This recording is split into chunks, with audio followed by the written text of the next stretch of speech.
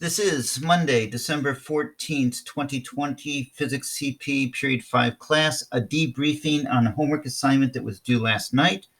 The name of the assignment was Energy and Momentum Homework.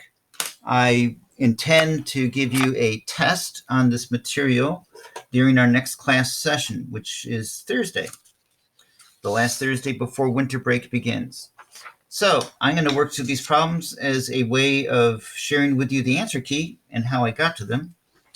And you should be checking yourselves on doing this problem. Perhaps we'll modify some of the values just as a check that, yes, you know how to do it. The first problem begins with a student named Javin. And real, student from former year. Javin pushes on a 50.0 kilogram box to give it an initial velocity of 2.50 meters per second at the top of a roller coaster hill. The box slides down a 7.20 meter long ramp to the level ground 2.5 meters below Javin.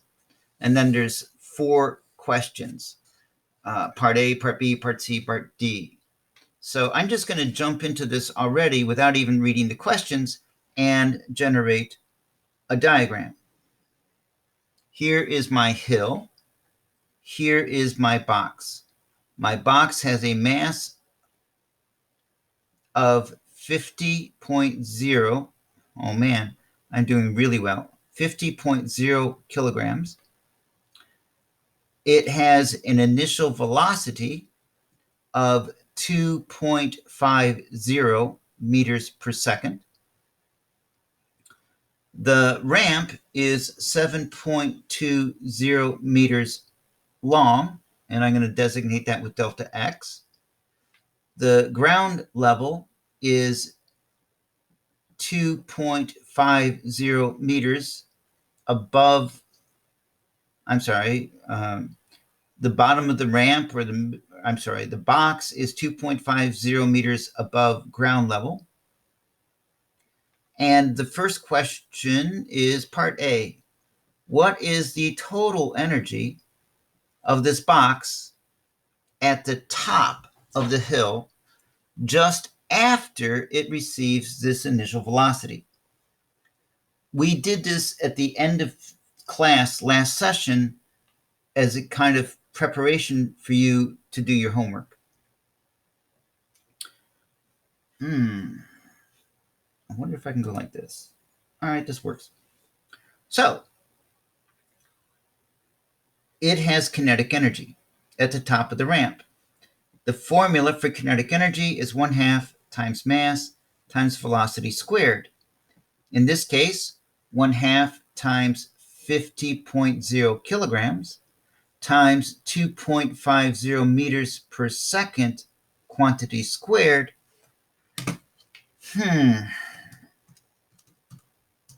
Beep, beep, beep. I get 156 joules of kinetic energy. 156 joules. But wait, there is more. Due to its height and its non-zero weight, it also has UG, or PE, which means gravitational potential energy, given by the formula M times G times H. And by the way, G in this formula is taken to be positive, while H is a distance above or below a 0 point of reference. When above, H is also positive. When below, H becomes negative. In this problem, we have 50.0 kilograms of mass times positive 9.80 meters per second squared times a height of 2.50 meters. Beep, beep, beep.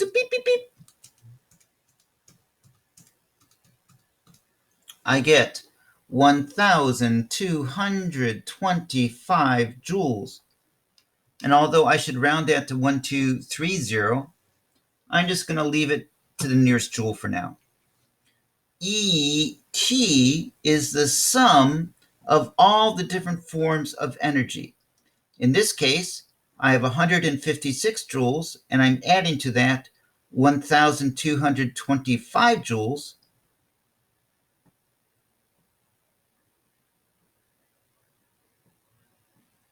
I get 1,380 joules.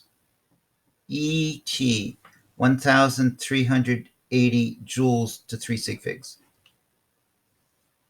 Ta-da! There's the answer to part A. Part B. If there were no friction, what would be the speed of the box at the bottom of the hill?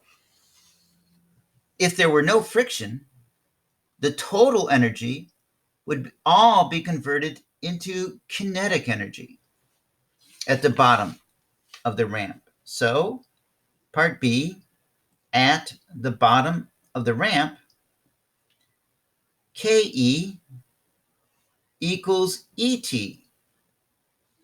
equals 1380 joules. Kinetic energy is 1/2 times mass times velocity squared. So if I want to figure out the speed at the bottom of the hill, I have to rearrange this equation. I do that by multiplying both sides by 2, then dividing both sides by the mass, then taking the square root to get the answer at last. So V will be the square root of 2 times the kinetic energy divided by the mass, all underneath the radical sign. The numbers will be 2 times 1380 joules divided by 50.0 kilograms. Then take the square root of that mess. 2 times 1380 divided by 50, close parentheses, enter. I have a speed at the bottom of the hill of 7.43 meters per second.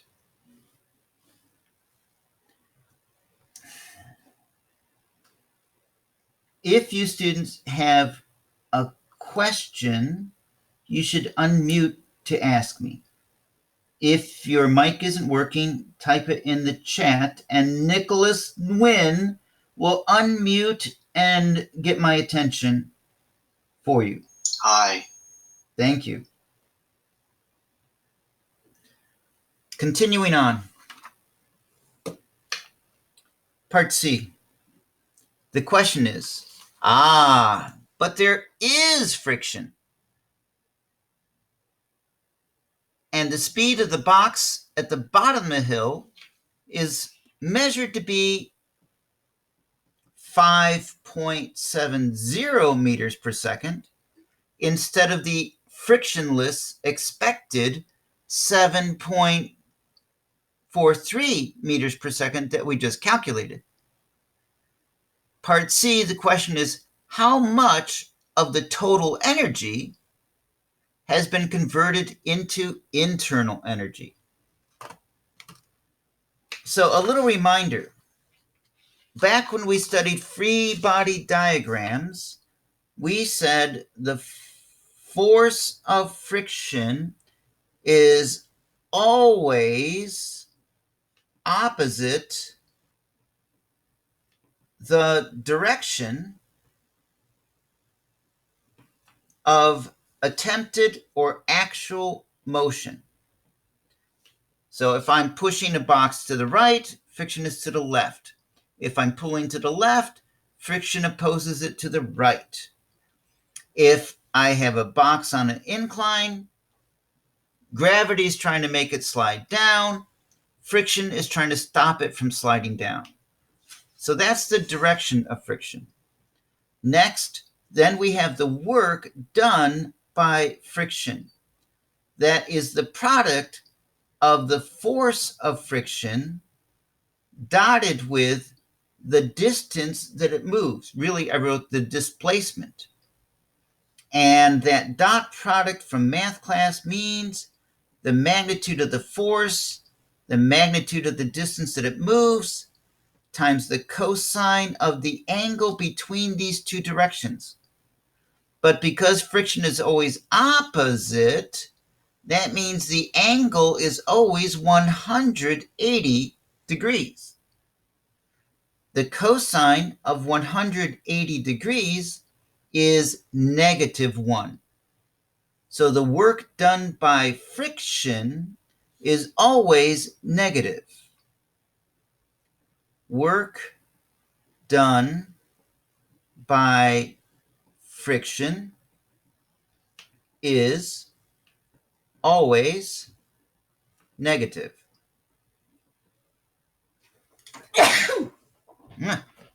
I feel blessed. To account for this, we have a variable called internal energy, which is IE. Not to be confused with the Inland Empire, near where we live, or Internet Explorer, near where we surf. Online, get it? Oh well, I thought it was a joke. This represents the amount of heat energy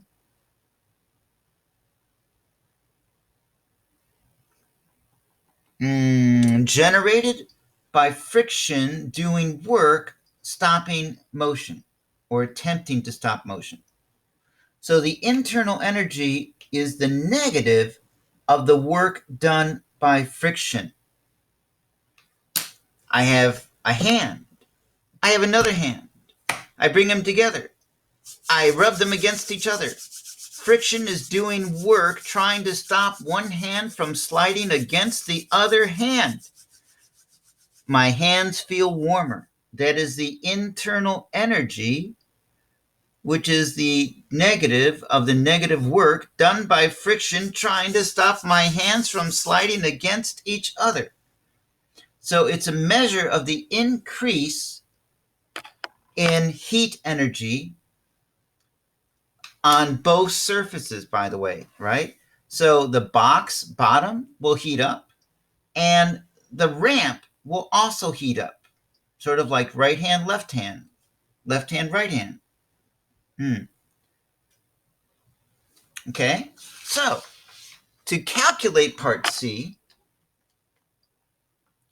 given that it's only moving at 5.70 meters per second at the bottom of the ramp, I should calculate the new kinetic energy that it actually has using the formula 1/2 times mass times its actual velocity squared.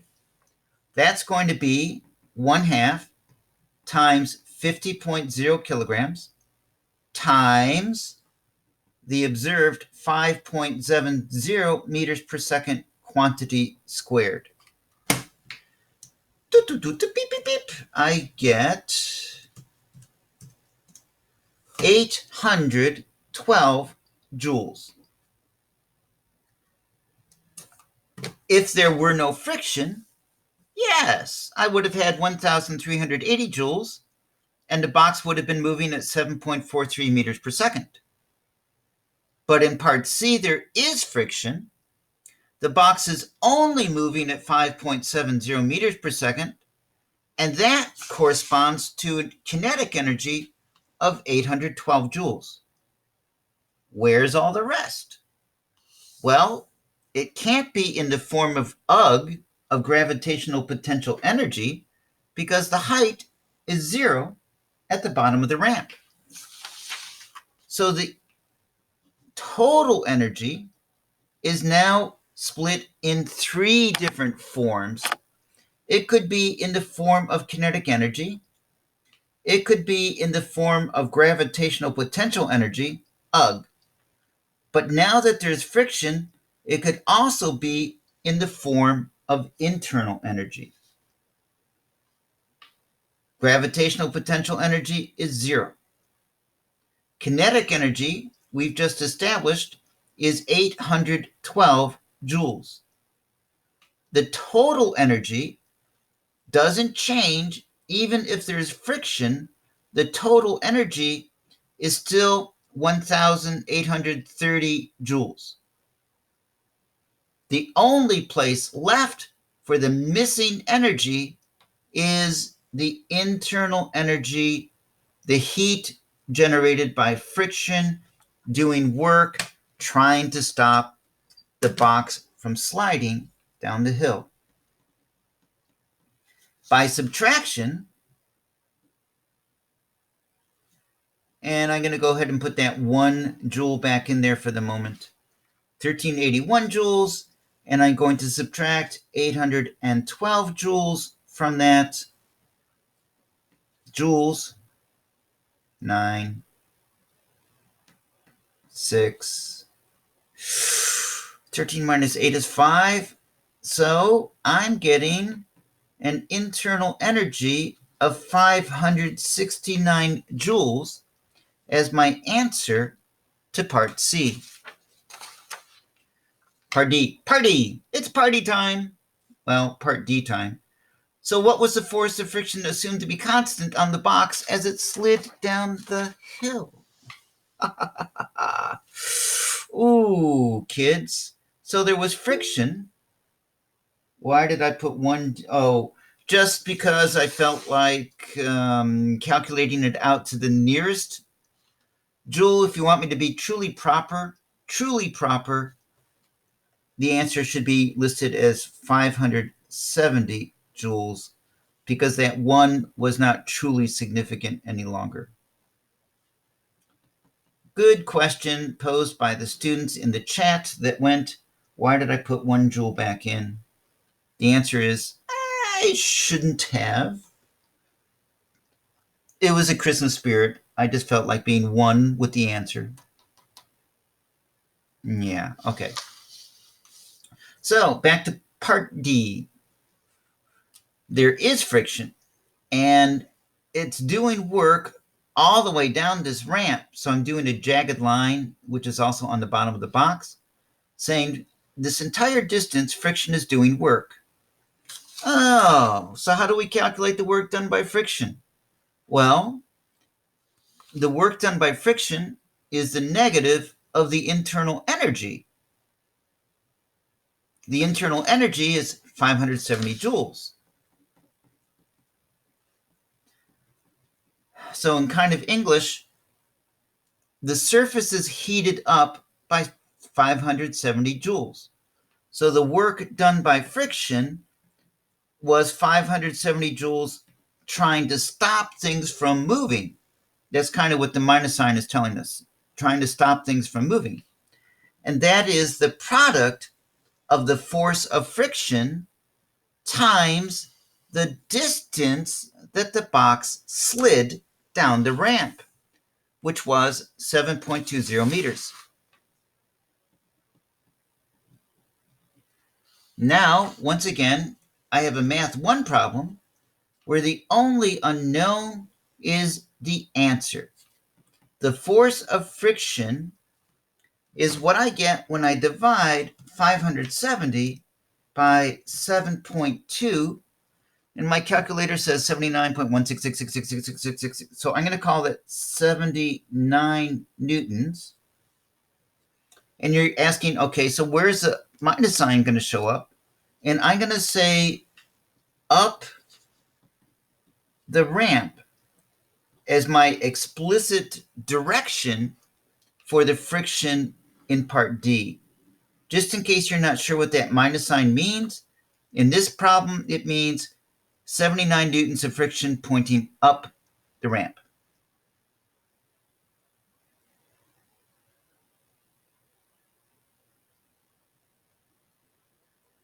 Sueta, Diego, cameras on, please. Diego R. I guess I should say which one is the one I can't see. All right. Throwing that one away. Problem 2, I say. Starting from rest, Jessica pushes on her little sister on a swing at the playground. Her sister weighs 328 newtons. By the way, that's weighing, that's not a mass. Jessica pushes horizontally on her little sister with a force of 200 newtons for a time of 930 msecs. Now, children, this is not meters per second. This is milliseconds. The length of the swing is 3.00 meters. Part A, what maximum height? And I see that's a typographical error. I'm sorry. This says down. That was supposed to be the word does. Oh well. What maximum height does Jessica's little sister reach after one push? Ignore friction. And then part B and part C. All right, I'm just going to jump into doing this problem. I have a swing. And the swing can swing, of course, along the arc of a circle. Whoa! Oh man, that's badly done. Because the center of the circle is the length of the swing. Okay, so imagine that this is an arc of a circle, badly sketched. Let's put in some numbers. Her little sister has a weight of 328 newtons. So weight is the force of gravity, is the product of her mass times the acceleration. We assume it takes place on planet Earth. So her weight is 328 newtons. They add to this. She applies a force of 200 newtons, giving her sister a good push for a time duration of 930 milliseconds. Milliseconds. And by the way, the length of this swing, which does matter a little bit, L, I'll call it, is 3.00 meters. So it's like it's at the ceiling of a one-story house. Part A. What maximum height does her little sister reach after just one push? This is an exercise in conservation of mechanical energy. It's also an application of the impulse momentum theorem. Oh man, this looks pretty complicated. The impulse momentum theorem says the product of force times time is equal to the change in momentum, which would be mass times change in velocity. The force is 200 Newton pushed by Jessica. The time, 930 milliseconds. A milli is a thousandth. So to convert that to seconds, divide by 1,000, which means move the decimal point 1, 2, 3 places to the left. So the time is 0.93 seconds. I'm interested in her change in velocity, assuming that her initial velocity was at rest. I want her final velocity when she was given this push. I need her mass. They gave me her weight. Actually, I gave me, right? Because I wrote this problem. So I need to get her mass by dividing her weight by g. Mass is equal to 328 newtons divided by 9.80 meters per second squared. Doot, doot, doot, doot, beep, beep, beep.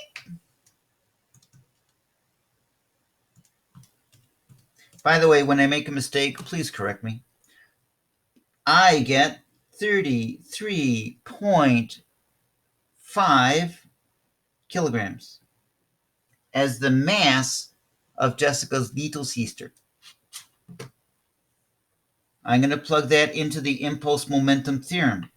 33.5 kilograms times, well, look, change in velocity is equal to final velocity minus initial velocity. Her initial velocity, we're going to take that to be 0. So instead of writing change in velocity, I'm just going to say times final velocity, and this is what I want to solve for. To get this number from Math 1, I divide both sides by 33.5. So here we go. 200 times 0.930 divided by 33.5. Enter. And my calculator says the final velocity of Jessica's little sister after she gives her a push is 5.55 meters per second.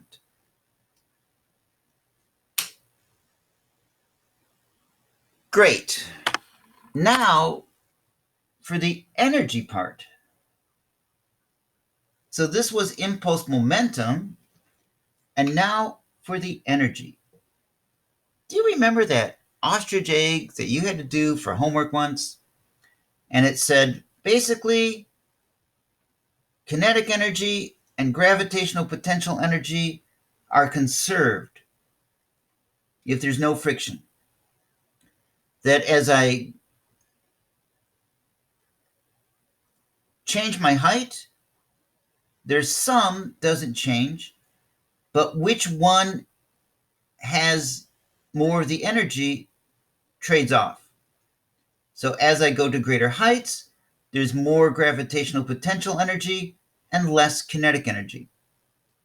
The little sister is given a push on the swing to have her come up to some final height above the ground, or actually above the bottom of the swing. Here's the bottom of the swing.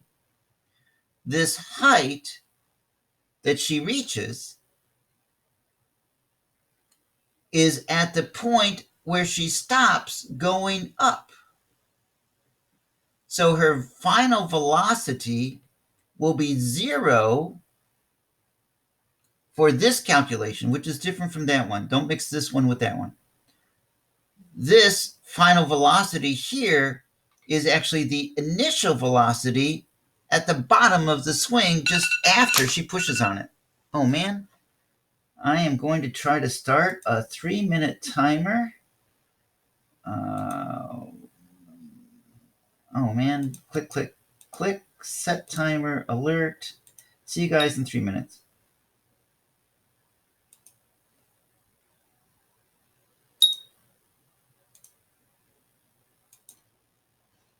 All right, carrying on with my excellent debriefing on the homework assignment.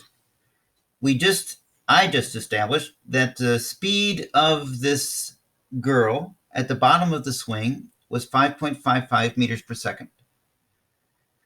She must have had so much kinetic energy down here at the bottom of the swing, given by the formula 1/2 mv squared. That's going to be 1/2 times her mass, not her weight, of 33.5 kilograms, times her speed of 5.55 meters per second, that quantity squared. 0.5 times 33.5 times 5.55 squared, enter, is 516 joules. She has 516 joules of kinetic energy at the bottom of the swing. Therefore, her total energy is 516 joules relative to the bottom of the swing. At the top of her first swing, her total energy is still 516 joules, but now she's not moving. Her kinetic energy has dropped to 0. And all of these 516 joules of energy are UG. You guessed it or not. They are in the form of gravitational potential energy. ET equals m times g times h. Well, by the way, m times g is her weight. So 516 joules is equal to 328 newtons times the height that she rises above the bottom of the swing. Solving for the height, it's going to be 516 divided by 328, enter, I get 1.57 meters. Wow. Oh boy. So to scale, she's going more than halfway up to horizontal. Woo! That is one heck of a good push. Part D. No, part C. What maximum angle does the swing make with the vertical during this second swing? Oh, wait a second.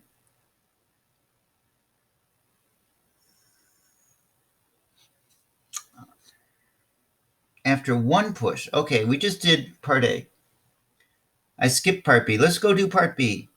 Jessica gives her little sister a second push at the bottom of the swing, this time with a force of 230 newtons for a duration of 1.20 seconds. If this impulse is added to the first impulse, what is the new maximum height reached by Jessica's little sister? Woo! This is more physics than I think you guys would normally be expected to answer. But gosh, you have a test on Thursday. All right. This is the answer to part A. How high did she go after one push? For part B, there is an additional impulse. That additional impulse, it said, was 230 newtons times a time of 1.20 seconds. That impulse is 230 times 1.2 is 276 Newton meters, which are not joules. That's equal to her change in momentum, m times delta v. Yikes. So given that her mass is 33.5 kilograms, this time we're solving for delta v.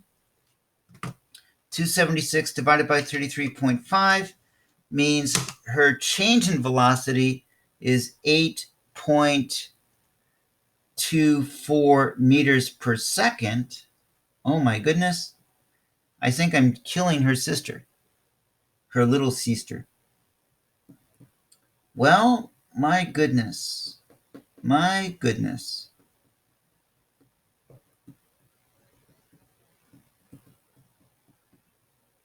So now, yikes, at the bottom of the swing, assuming there's no friction, she had 5.55 meters per second. And now we've added to that 8.24 meters per second. So her new speed is whopping 13.79 meters per second.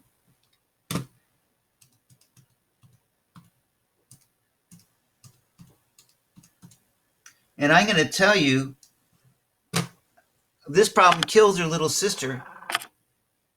She's going to go over the top and do a loop-de-loop.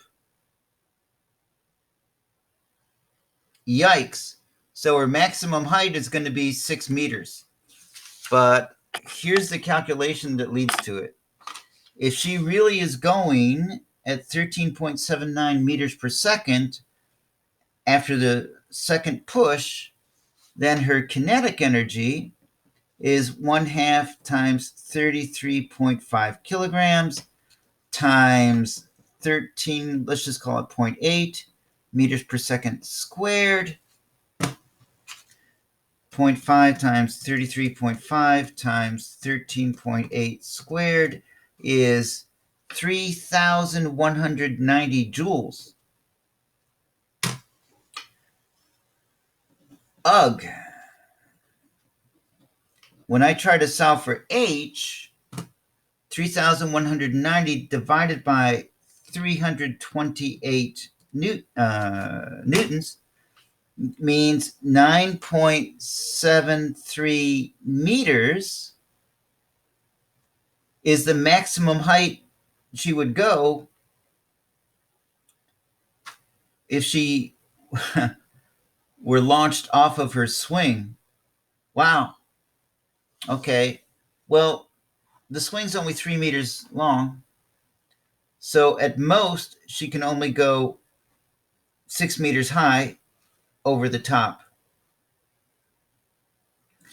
We could calculate whether or not she falls out of her chair, but let's just say let's just end this problem. So part C, what maximum angle does the swing make with the vertical? I would say 180 degrees. It goes straight up because she had one heck of a second push. If I wanted to make this problem physically realistic, I would knock down her second push by a factor of 10 and add that to the first one, maybe. Welcome back, Swetha. All right, so much for problem 2. We killed Jessica's little sister. Actually, I killed Jessica's little sister. On that happy Christmas note, let's go on to problem 3. And I should check to make sure I'm resumed recording. Yeah. All right, problem 3. A 5.00 kilogram bullet is fired into it. You know what? I shouldn't start problem 3 yet. I will avoid giving you this question, but I should at least give you an answer. If I had a circle of radius 3 meters, a length of 3 meters, and I had a height over here, let's say for this first swing, the height is 1.57 meters. I'm going to show you how you should calculate the angle. So if the height were 1.57 meters, it's still along this circle. So the radius is still 3 meters of this circle, R is. But now it forms a little right triangle where this opposite leg has a distance of 1.57 meters. And the question is, so what is this angle theta on this right triangle? That's where SOHCAHTOA comes in.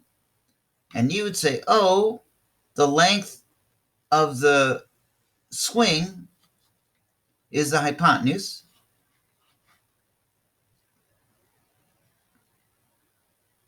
And I just wrote this wrong, didn't I? This isn't 1.57 meters. This height above the ground is 1.57 meters. I'm sorry. So that means this distance here is what we can calculate. And that is the adjacent leg. And the length of that adjacent leg is equal to the full 3 meters minus the height above the ground. So R minus H is equal to, I'll call it X here.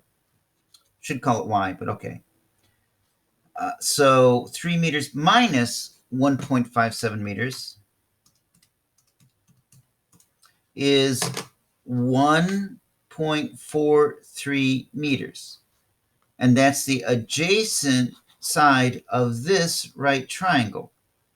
So I could say the cosine of the unknown angle is 1.43 meters divided by the hypotenuse of 3.00 meters. Taking the inverse cosine of 1.43 divided by 3, I get an angle of 61.5 degrees. I do not expect to have you do this calculation on the test. but I at least wanted to show you how you get the answer. Okay, so that's how you calculate the angle. The trick is when you have a circle of radius r and you go up to some height h, the adjacent side is r minus h. The hypotenuse is still r. R is this entire length, and it's a right triangle. Okay, now I'm going to throw that piece of paper away, pull out another one, I say, and start problem 3. A 5.00 gram bullet is fired into a 3.00 kilogram block of wood that is initially at rest. The bullet sticks in the wood. You should be thinking perfectly inelastic collision.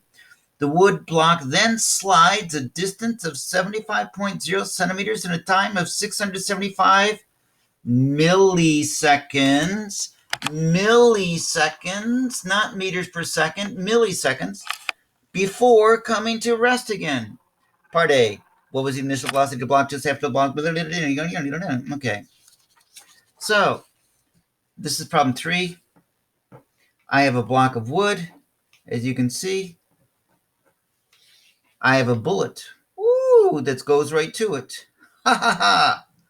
The bullet has a mass of 5.00 grams.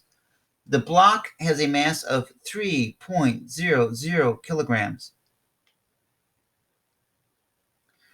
You know what? I should mention that previous problem with the swing, in essence, that is the technique used by Napoleon Bonaparte's French army general to improve the destructiveness of the cannons that he used when he tried to conquer Europe in the early 1800s. There you go, physics at work. Now back to the problem. The bullet sticks in the wood. The block then slides a distance of 75.0 centimeters in a time of 675 milliseconds before coming to rest again. Part A. What was the initial velocity of the block? And it says you can use kinematic equations for this part, which is good because that's what we're going to do. All right, so to solve this one, first a couple minor things. 75 centimeters means the displacement was 0.75 meters. A time of 675 milliseconds means the time was 0.675 seconds. The final velocity was at rest. I want to know the initial velocity at best. What I have here are 4 variables. 3 of them are known, they're givens. I assume the acceleration is constant. If it is, then I can use the 4 kinematic equations of motion to solve for final velocity. I just need to go identify which one of those 4 kinematic equations, 1, 2, 3, or 4, connects together displacement, initial velocity, final velocity, and time. Hold up your fingers for the correct kinematic equation of motion.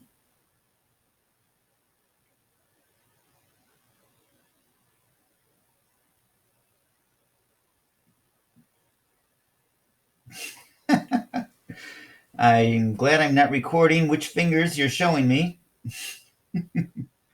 That's humor, Gerardo. That's humor. I am seeing a lot of students choosing to peace out. Peace out. That is correct.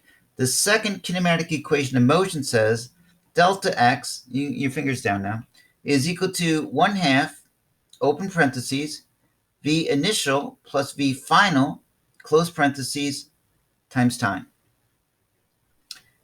Here is my unknown, the initial velocity. Rearranging this equation to solve for initial velocity, I multiply both sides by 2. I divide both sides by time.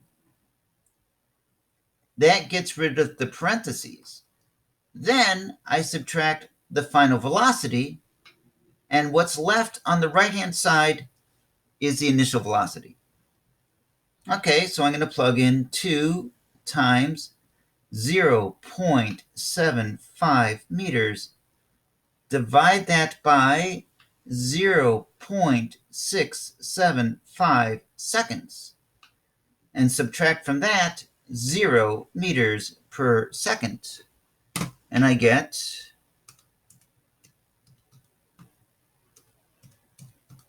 2.2 meters per second. In part A, the question was, what is the initial velocity of the block just after the bullet hits it? So for part A, my answer is the initial velocity of the block just after the bullet hits it is 2.22 meters per second.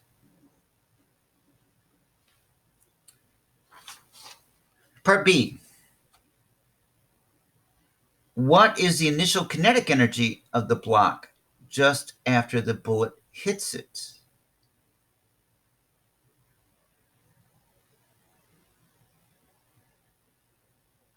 Well, all right.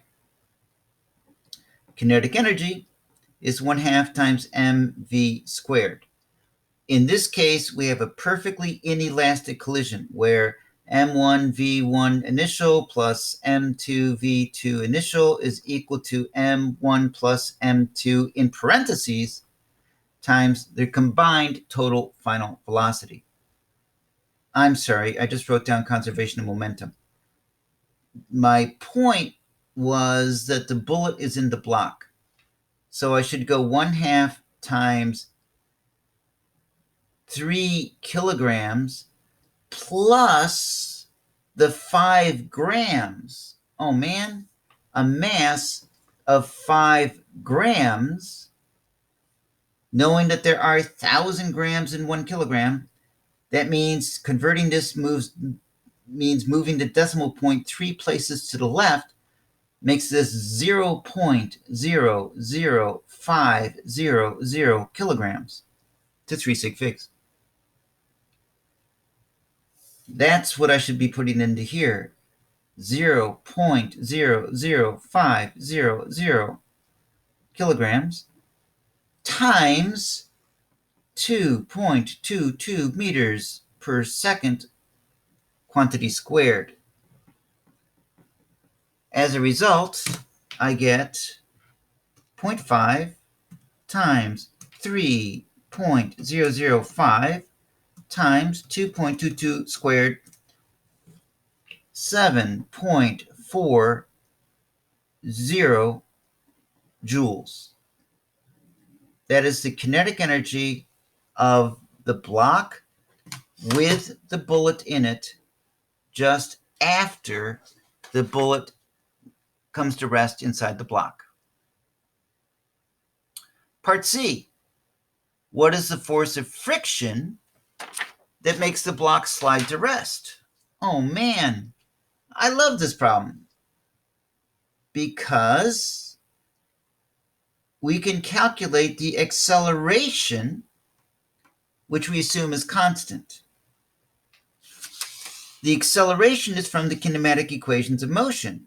We know the displacement, we know the time, we know the final velocity. Heck, now we even know the initial velocity is 2.22 meters per second. We have 4 givens now, and I want to solve for the acceleration of the block. For me, the easiest choice would be to do equation 1, which says final velocity is equal to the initial velocity plus the acceleration times time. If I want to rearrange this to solve for acceleration, acceleration is final velocity minus initial velocity, then divide that delta V by time.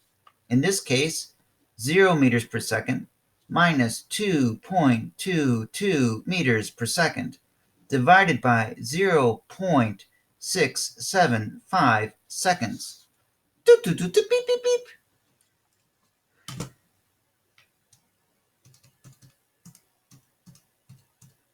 I get negative 3.2, which I'll just round off and call it 3.29 meters per second squared, with a minus sign, meaning it's slowing down. Your question is, what is the force of friction? Man, this is like a semester review homework assignment. The net force, if I do a free body diagram on that block with bullet, of course, there's the force of gravity acting down equal to its weight. There's the normal force, which is canceling the weight. There's no applied force after the bullet hits the block, but there is friction that is trying to make it stop. The friction force is the only unbalanced force. So the friction force is the net force. The net force is mass times acceleration. In this case, 3.005 kilograms. And yeah, you can round that off to 3.01 times negative 3.29 meters per second squared. Beep, beep, beep.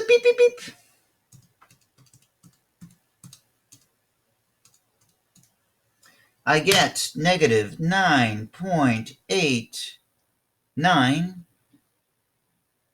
newtons for part C. Raise your hand if you think you got that answer. Yeah, okay. That's very brave of you. I am observing a total of 1 hand being raised. And admittedly, this homework assignment requires you to really deeply understand everything that we've done this semester. Yikes. But wait, there's part D. What is the coefficient of friction between the block and the table it is sliding on? Well, that one, part D, is the force of friction is equal to the coefficient of friction times the normal force. So rearranging this, the coefficient of friction is equal to 9.89 newtons, and the minus sign just shows what direction it goes, divided by the normal force. Well, the normal force is going to be equal in magnitude to the weight of the object. And it's the bullet with the block. So divide this by 3.005 kilograms times 9.80 meters per second squared. These almost cancel, and you're almost at 1/3.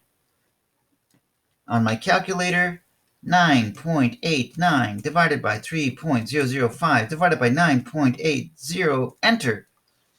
And I get a coefficient of kinetic friction of 0.336. And now, for the problem that you're not going to get unless I teach you this stuff well in a regular school class setting with the ballistic pendulum problem and everything else, it goes like this. When the bullet went into the block of wood, it did work in making a hole in the wood. work was done stopping the bullet. Kinetic energy is not conserved. This was a perfectly inelastic collision. In the last part, part E, they're asking what was the initial velocity of the bullet. And the only way you can solve this is through conservation of momentum.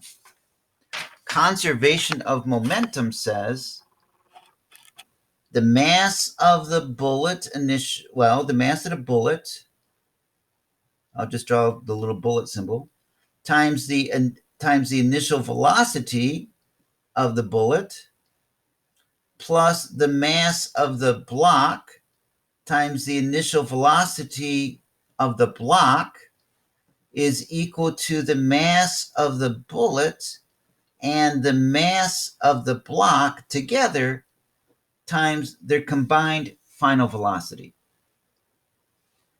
The block was initially at rest.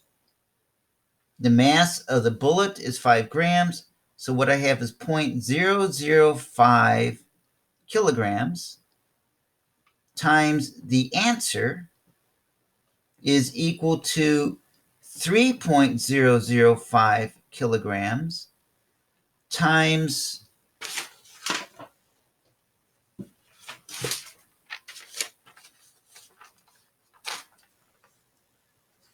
2.22 meters per second. 2.22 meters per second. And this is how the police departments find the speed of bullets when they can't measure the speed with a fast camera and clock. So the initial speed of the bullet is 3.005 times 2.22 divided by 0.00500, enter, and it was going supersonic, 1,330 meters per second. Wow. I really should check these problems.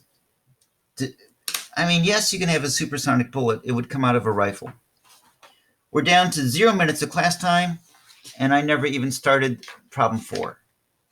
Would you like me to try to record it and add it to this recording?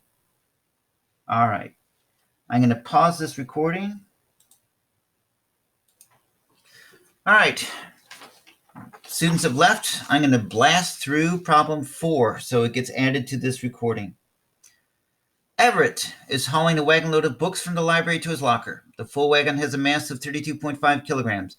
Everett pulls on the wagon handle with a force of 130 newtons at an angle of 35.0 degrees above the horizontal for a distance of 85.0 meters. There is a constant frictional force of 25.0 newtons acting on the wagon during the entire trip. Part A. What is the horizontal component of Everett's applied force? All right, so here we go. Problem 4. And I'm not going to bother too much, but there's a wagon, and there's Everett pulling on it, and it says the wagon has a mass of 32.5 kilograms.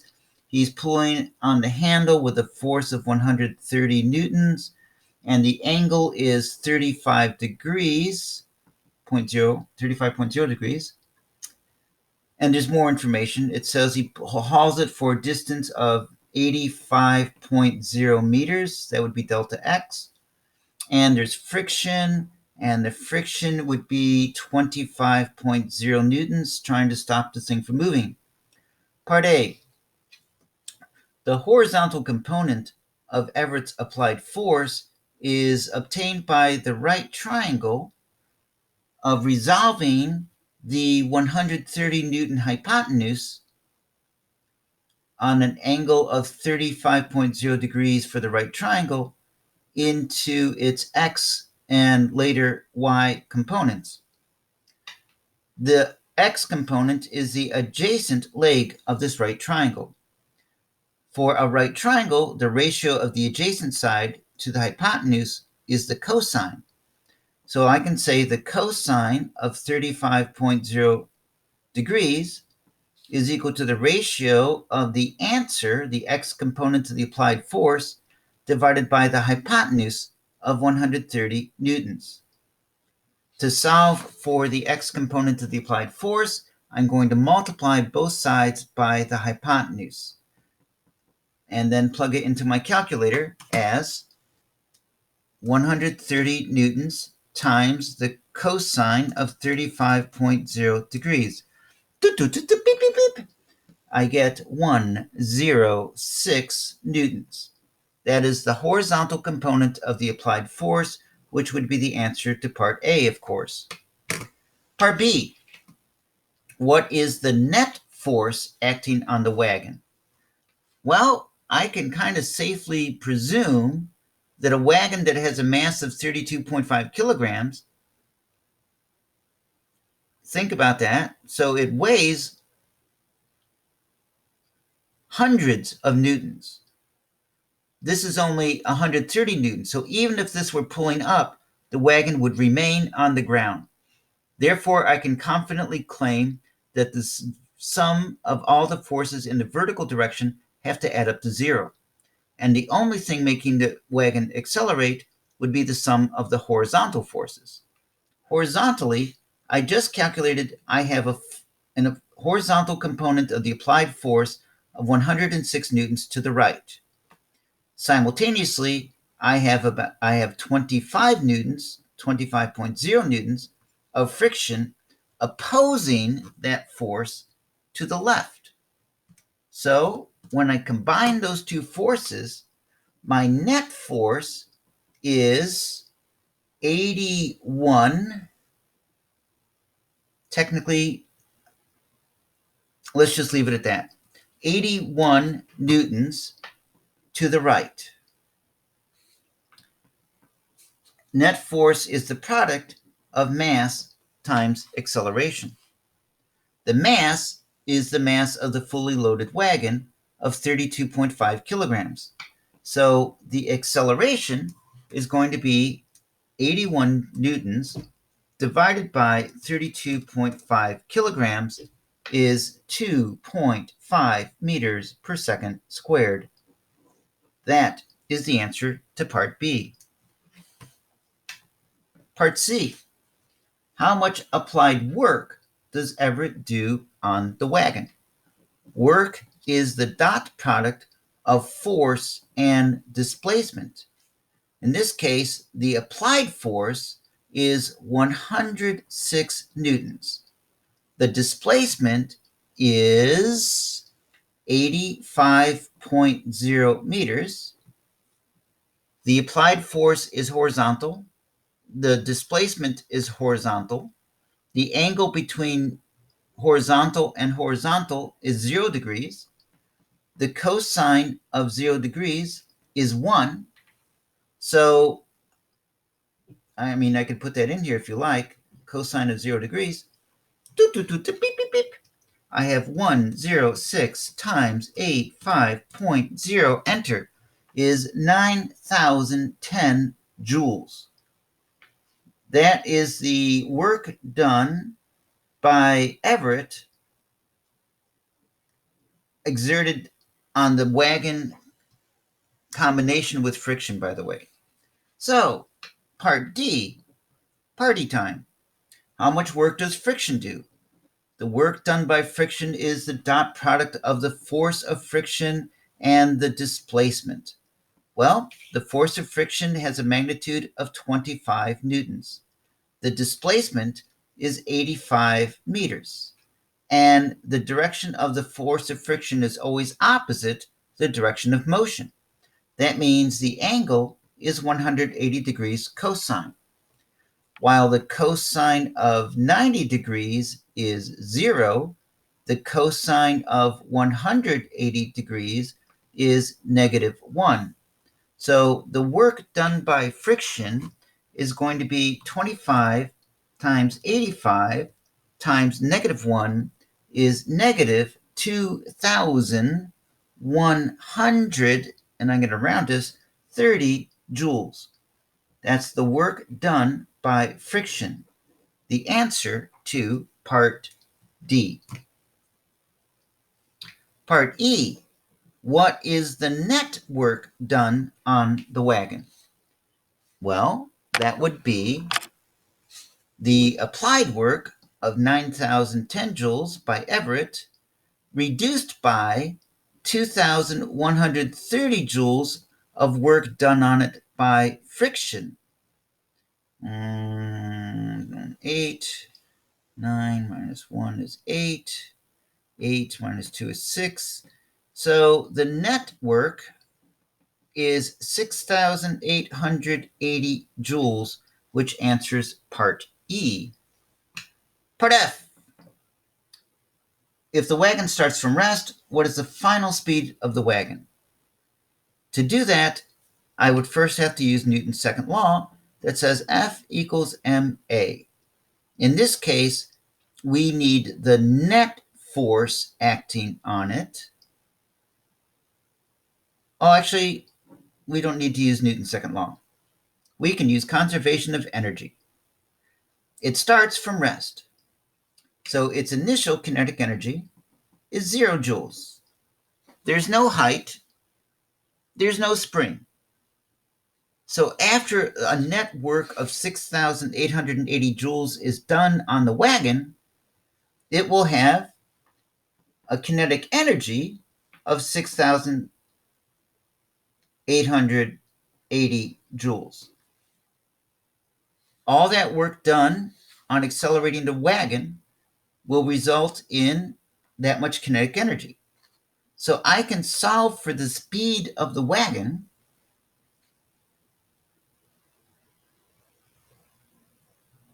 using kinetic energy is 1/2 mv squared. I need to rearrange the equation to solve for v. That's 2 times the kinetic energy divided by the mass, then take the square root. Into my calculator, I'm going to take the square root of 2 times 6,880 divide by 32.5, enter. 20.6 meters per second. And I'll leave it at that. So that is the final speed of the wagon after Everett has accelerated it over 85 meters. Now, part G. What is the final momentum of the wagon? Well, momentum is mass times velocity. In this case, the mass is 32.5 kilograms, and the final velocity is 20.6 meters per second. So, 32.5 times 20.6, enter, and I get 670 kilogram meters per second. 670 kilogram meters per second as my answer to part G. But wait, there's more. Part H. What is the amount of time spent accelerating the wagon? Well, you could think of that as the impulse momentum theorem. F delta t equals m times delta v. In this situation, we're solving for delta t. Delta t would be the net force acting on this wagon,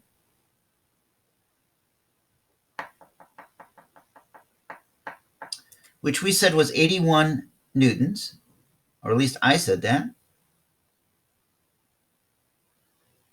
I'm sorry, that goes in the denominator. Delta t is equal to the mass of the wagon, 32.5 kilograms, times its change in velocity, which I'm claiming is 20.6 meters per second, then divide that by the net force acting on the wagon, which was 81 newtons. So 32.5 times 20.6, change of momentum, divide by 81 newtons, enter. Beep, beep, beep. And I have time spent accelerating the wagon is equal to 8.27 seconds as my answer to part H. But wait, there's more. Part I. What is the amount of power Everett exerts pulling the wagon? I'm not even sure I gave you the formula for calculating power. Power is energy or work divided by time. The amount of power Everett exerts is equal to the work done by Everett fighting both friction and the wagon. So his energy is going to be the 9,010 joules that he expended divided by the 8.27 seconds that he spent expending it. So 9010 divided by 8.27, enter, means 1,090 joules per second. And in case you never learned it, or I never taught it, or both, a joule per second is a watt. Yes, it is a James watt of power. 1,090 watts, which is a lot of power exerted by a human being. 1.09 kilowatts. 1.09 kilowatts of power is the answer to part I. But wait. Well, no, there isn't more here. But I do want to say a couple of these problems are a little bit beyond what we've covered during the current school year. All right, this concludes this debrief.